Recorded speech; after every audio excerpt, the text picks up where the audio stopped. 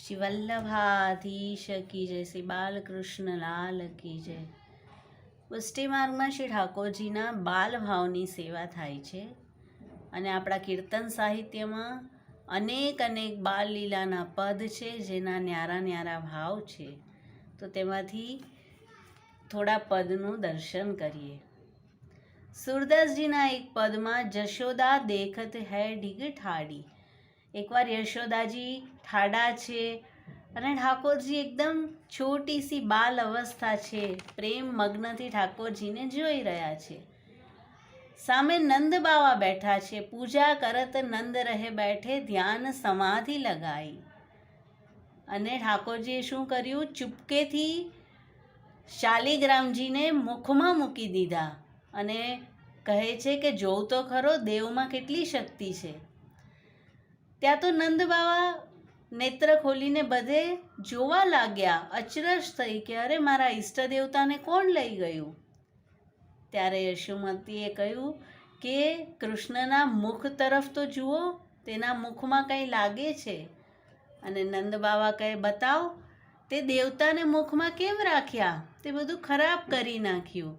અને શ્રી ઠાકોરજીએ જ્યારે મુખ ખોલ્યું, ત્રણેય લોકનું તેમાં દર્શન કરાવ્યું અને સુર નિરખી મુખ નંદ ચકિત ભય। નંદ બાવા ચકિત થઈ ગયા કે આ મારા લાલન જ છે કે કોઈ બીજું છે। બીજું એક કીર્તન મૈયા નિપટ બુરો બલદાઉ।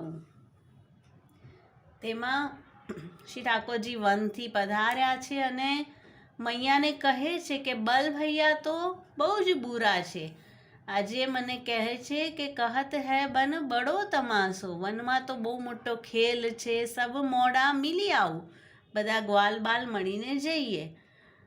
મને પણ ત્યાં ફોસલાવીને લઈ ગયા, ઝાઉના વૃક્ષ હતા અને એટલા બધા સઘન વનમાં પહોંચ્યા હતા। શ્રી ઠાકોરજી કહે કે ચલો ભાગી જાઓ। દાઉ ભૈયા ઠાકોરજીને કહે કે ભાગી જાઓ, અહીંયા તો હાવ છે, કાટી ખાવ રે હાવ। તો તે સમયે હું ડરી ગયો, કાંપવા લાગ્યો, રડવા લાગ્યો, મને ધૈર્ય ધરાવનાર કોઈ ન હતું અને બધા ભાગી ગયા। પછી હું જેમ તેમ કરી બધા પાસે આવ્યો અને બલભૈયા કહે છે કે તને તો મોલથી ખરીદીને લાવ્યા છે, સગો પુત્ર તો હું જ છું। અને બધી કહાની શ્રવણ કરી યશોદાજી કહે છે બલરામ તો તેવો જ છે, બલરામ બડો ચબાઈ, અને સખાઓ પણ તેવા જ છે, પણ લાલા તું જરાય ઓછું મનમાં નહીં લાવ। એક કીર્તન પરમાનંદાસજીનું છે જેમાં મણિમય આંગન નંદ કે ખેલત દો ભૈયા। મણિમય આંગન છે, બંને ભૈયા ગૌર શ્યામ ખેલી રહ્યા છે અને સકલ બ્રજ સુંદરી નંદાલયમાં આવીને શ્રી ઠાકોરજી અને બલભૈયાના ન્યારા ન્યારા ખેલ જોઈ રહ્યા છે। નુપુર કંકણ કિંકના રૂંઝુન બાજી રહ્યા છે। હવે ગોપીજનો કંઈ ને કંઈ પ્રશ્ન પૂછે છે તો એક ગોપી કહે લાલા બાબા ક્યાં છે? તો દૂરથી બાબાને બતાવે। મૈયા ક્યાં છે? અને બંને મૈયા બે બાજુ ગોઠવાયા હોય છે કે રખેને લાલન ચાલતા ચાલતા પડી ન જાય, તો બે તરફ ઉંગલી કરીને મૈયાને બતાવે છે।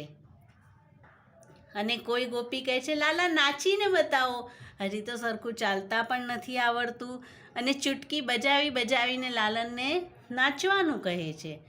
ત્યાં એક ગોપી કહે છે કે જો હવે હું પ્રશ્ન પૂછું તો લાલા તારા નેત્ર ક્યાં છે?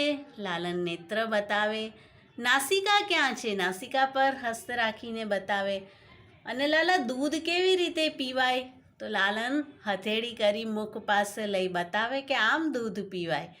અને લાલા માખણ કેવી રીતે ખવાય? તો શ્રી ઠાકોરજી દૂરથી માખણ બતાવે કે પેલા માખણ આપ તો ખરી, પછી આરોગીને બતાવું।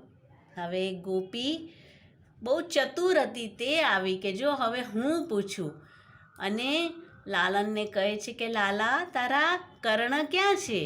હવે લાલન વિચાર કરે છે કે જો હું નહીં બતાવું તો ગોપી કહેશે લાલાને ખબર જ નથી કે કર્ણ ક્યાં છે, અને જો કાન બતાવીશ તો કહેશે કે લાલન તો જો બધાની માફી માંગે છે.